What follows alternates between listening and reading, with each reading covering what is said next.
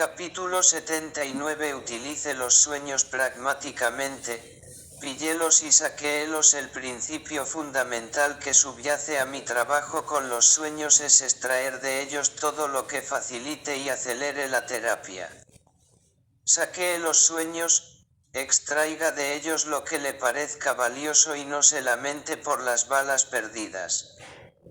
Consideremos, por ejemplo, este sueño espantoso que tuvo una paciente después de su primera sesión. Todavía estaba en la Facultad de Derecho, pero estaba llevando adelante un caso en una corte abierta, grande y repleta de gente. Seguía siendo una mujer, pero tenía el pelo muy corto y llevaba un traje de hombre con botas altas. Mi padre, con una bata larga y blanca, era el acusado y yo era el fiscal que lo juzgaba por un cargo de violación. Sabía en ese momento que mi comportamiento era suicida porque a la larga él me iba a perseguir y a matar por lo que le estaba haciendo. El sueño la despertó a las 3 de la mañana y fue tan espantoso y real que, asustada de que entrara algún posible intruso, empezó a recorrer toda la casa revisando las cerraduras de todas las puertas y ventanas. Incluso mientras me lo relataba, unas horas después, todavía se sentía aprensiva. ¿Cómo saqueamos este sueño para provecho de la terapia? Primero debemos considerar el momento en que fue soñado. Dado que recién estábamos comenzando la terapia, mi primera tarea era formar una fuerte alianza terapéutica. Por eso mis preguntas y comentarios se centraron primariamente sobre los aspectos del sueño que se relacionaban con el compromiso y la seguridad de la situación terapéutica. Hice preguntas tales como: ¿qué piensa sobre hacerle un juicio a su padre? Me pregunto si tendrá que ver con que usted me haya hablado de él en nuestra primera sesión. Siente que es peligroso expresarse libremente en este lugar. Y sobre su sensación de que la corte era abierta y estaba repleta de gente. Me pregunto si le preocupará o si tendrá dudas sobre la privacidad y la confidencialidad de nuestros encuentros. Noté que no intenté interpretar el sueño. No indagué sobre muchos aspectos curiosos del mismo: su confusión de género, su vestimenta, la bata blanca del padre, el cargo por violación. Los identifiqué y los almacené. Tal vez vuelva a esas imágenes oníricas en las sesiones futuras, pero en las primeras épocas de la terapia tengo otras prioridades. Debo ocuparme del marco de la terapia: confianza, seguridad y confidencialidad. Otro paciente tuvo este sueño la noche después de nuestra primera sesión. Entré en una gran tienda para comprar todo lo necesario para un viaje, pero me faltaban cosas. Estaban abajo en el sótano y empecé a bajar la escalera, que era oscura y estaba desvencijada. Daba miedo. Vi una lagartija. Eso me calmó.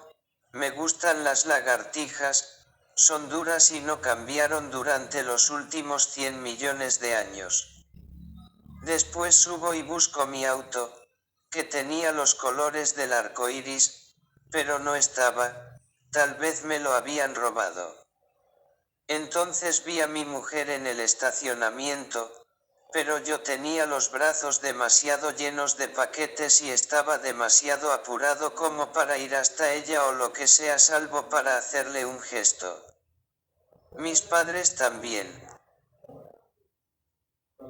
Estaban ahí, pero eran pigmeos y estaban tratando de hacer una fogata para acampar en el estacionamiento. El paciente, un hombre de 40 años, rígido y nada introspectivo, hacía tiempo que se resistía a la terapia y había estado de acuerdo en consultarme solo porque su esposa había amenazado con dejarlo si no cambiaba. Su sueño estaba obviamente influido por el comienzo de la terapia que a menudo aparece en sueños como un viaje. Se siente que no se está preparado para la aventura de la terapia porque las cosas que necesita están en el sótano, es decir, en las profundidades de él mismo, en su inconsciente, pero es difícil y da miedo, la escalera está oscura, lo asusta y está desvencijada. Además, se resiste a la aventura, admira a las lagartijas, que no han cambiado en 100 millones de años.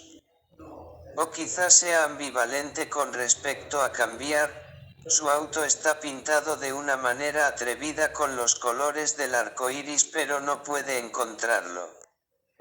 ¿Cuál es mi tarea en las primeras sesiones? Ayudarlo a entrar en la terapia y ayudarlo a superar su resistencia a ella. Por eso, me concentro solo en aquellos componentes del sueño que tratan del inicio de la terapia, el símbolo del viaje, su sensación de no estar preparado y de sentirse raro, la escalera oscura y desvencijada, el descenso, la lagartija. Específicamente no indagué sobre otros aspectos del sueño, su esposa y sus dificultades para comunicarse con ella y sus padres, quienes, transformados en pigmeos, encendían una fogata en el estacionamiento. No es que estos aspectos no fueran importantes, en sesiones ulteriores pasaríamos mucho tiempo explorando su relación con su mujer y sus padres, pero en la segunda sesión de la terapia había otros temas que tenían precedencia. Este sueño, incidentalmente, ilustra un aspecto importante para la comprensión del fenómeno que Freud describió en la interpretación de los sueños. Noté que el sueño trataba de varias ideas abstractas: empezar psicoterapia, temor a explorar el propio inconsciente, sensaciones de inadecuación e incertidumbre sobre si cambiar o no. No obstante, los sueños, aparte de alguna experiencia auditiva ocasional, son fenómenos visuales y la agencia de la mente que fabrica los sueños debe encontrar una manera de transformar las ideas abstractas en una forma visual, un viaje, la escalera oscura y desvencijada que baja hasta el sótano, una lagartija, un auto pintado con los colores del arco iris. Otro ejemplo clínico. Un hombre de 45 años que había estado tremendamente acongojado durante 4 años por la muerte de su esposa, era un soñador prolífico y en cada sesión relataba sueños largos, complejos y cautivantes. Era necesario hacer una selección. El tiempo no permitía investigar todos los sueños y tenía que elegir aquellos que pudiesen facilitarnos trabajar su dolor crónico y patológico. Consideremos estos sueños: estaba en mi casa de verano y mi esposa estaba ahí, una mera presencia en el fondo. La casa tenía un tipo de techo diferente, un techo de césped y de él crecía un ciprés alto. Era un árbol hermoso, pero ponía en peligro la casa y yo tenía que cortarlo. Yo estaba en casa arreglando el techo, poniéndole una especie de adorno cuando sentí un gran terremoto y pude ver la silueta de la ciudad que se sacudía a la distancia y veía caer 2 rascacielos gemelos. Estos sueños obviamente estaban relacionados con su dolor. Sus asociaciones de césped y de adorno se referían a la tumba y la lápida de su mujer. No es infrecuente que la vida de uno aparezca representada en los sueños por una casa.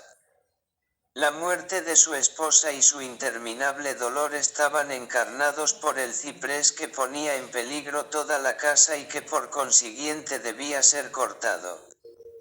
En el segundo sueño la muerte de su mujer estaba representada por el terremoto que derrumbaba los 2 rascacielos gemelos, la pareja. Incidentalmente, este sueño ocurrió años antes del ataque terrorista al World Trade Center. Nosotros habíamos estado trabajando sobre el tema de poder aceptar el hecho de que la situación de pareja en la que había vivido hasta ese momento ya no existía, que su esposa estaba realmente muerta y que tenía que soltarla, gradualmente desprenderse de ella y volver a empezar su vida. El refuerzo brindado por estos sueños sirvió a la terapia, representaron para él un mensaje, proveniente de una fuente de sabiduría interior, de que ya era tiempo de talar el árbol y dirigir su atención hacia los vivos. A veces el sueño de un paciente contiene una imagen tan poderosa, tan sobredeterminada, con tantas capas de significados, que se aloja en mi mente y me remito a él una y otra vez a lo largo del curso total de la terapia. Por ejemplo, estaba en el porche de mi casa mirando por la ventana a mi padre que estaba sentado en su escritorio. Entré y le pedí dinero para llenar el tanque de mi auto. Metió la mano en el bolsillo y mientras me daba un montón de billetes señaló mi cartera. La abrí y ya estaba repleta de dinero. Luego le dije que el tanque estaba vacío y fue hasta mi auto y señaló el medidor del tanque que marcaba lleno. El tema principal de este sueño era el vacío versus lo lleno. La paciente quería algo de su padre, y de mí, ya que el cuarto del sueño se asemejaba mucho a la configuración de mi consultorio, pero ella no podía imaginar qué quería. Pedía dinero y combustible, pero su cartera ya estaba repleta de dinero y el tanque estaba lleno. El sueño relataba su total sensación de vacío, así como también su creencia de que yo tendría el poder de llenarla si ella simplemente descubría cuál era la pregunta que debía formular. De allí que persistiera en anhelar algo de mí: cumplidos, fascinación, tratamiento especial, regalos de cumpleaños, sabiendo todo el tiempo que estaba errada. Mi tarea en la terapia fue redirigir su atención, sacarla del lugar de estar esperando obtener cosas de los otros y dirigirla hacia su riqueza interior de recursos propios. Otra paciente se soñó a sí misma como una jorobada y, estudiándose en el espejo, trataba de desprenderse de la tenaz joroba que al final se transformaba en un bebé que lloraba, con uñas largas con las que se le aferraba fuertemente a la espalda. La idea de que tenía en su interior a un bebé molesto e inoportuno moldeó en gran medida el futuro de su terapia. Otra paciente, que se sentía atrapada porque debía cuidar de su madre anciana y demandante, soñó que su propio cuerpo se había transformado en una silla de ruedas. Otro paciente, que entró en terapia con una amnesia sobre los hechos de los primeros 10 años de su vida y con una notable falta de curiosidad por su pasado, soñó que caminaba a lo largo de la costa del Pacífico y que descubría un río que corría hacia atrás, alejándose del océano.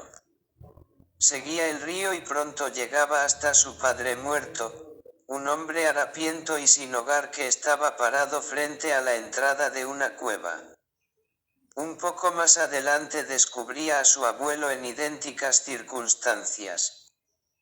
Este paciente se sentía perseguido por una angustia de muerte y la imagen del sueño de un río que corría hacia atrás sugería un intento de romper el inexorable fluir del tiempo.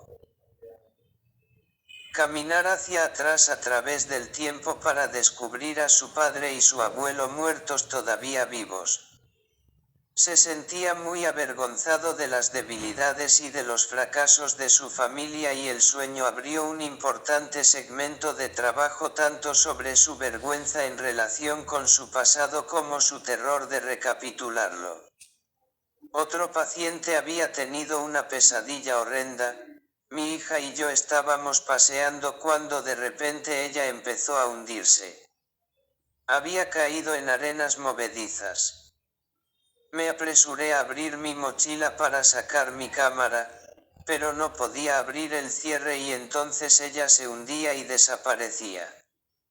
Era muy tarde, no había podido salvarla. Un segundo sueño esa misma noche, mi familia y yo estábamos atrapados en una casa y afuera había un viejo que había matado a otras personas.